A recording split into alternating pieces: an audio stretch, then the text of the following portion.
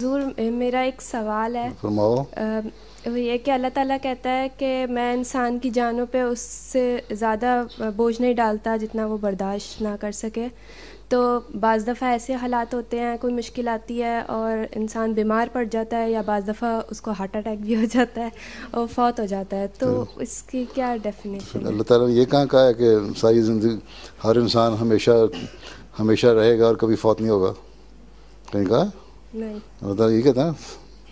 کئیوں کو میں بچپن میں فوت کر کے لے جاتا ہوں اپنے پاس، کچھ کو جوانی میں، کچھ کو بڑی عمر دیتا ہوں، اور کچھ ایسی عمر تک پہنچ جاتے ہیں لے کے اللہ یعلمون، جہاں بالکل بوڑھے ہو کے پھر ان کی بچوں والی حالت ہو جاتی ہے، جی. الزائمر کے مریض بن جاتے ہیں اور اس طرح کے ہو جاتے ہیں.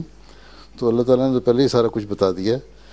ہاں بوجھ اللہ تعالیٰ نے ڈالتا، لیکن جو صلی اللہ علیہ وسلم نے فرمایا کہ جو بیماریاں ہیں اس دنیا میں ہوتی ہیں وہ انسان کے جو غلطیاں ہیں، گناہ ہیں، ان کو کم کرنے اور جھڑنے کا باعث بن جاتی ہیں. وہ سزا جو اگلے جہان میں ملنی ہے، جو زیادہ خطرناک ہو سکتی ہے، وہ تھوڑی بہت یہاں مل جاتی ہے.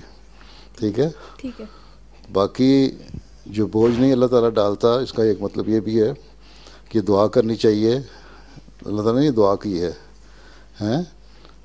سکھائی ہے ہمیں کہ یہ دعا کرو کہ میری طاقت سے بڑھ کے مجھے بوجھ نہ پڑے، اور اگر بوجھ پڑنا ہے تو طاقت اتنی اللہ تعالیٰ بڑھا دے.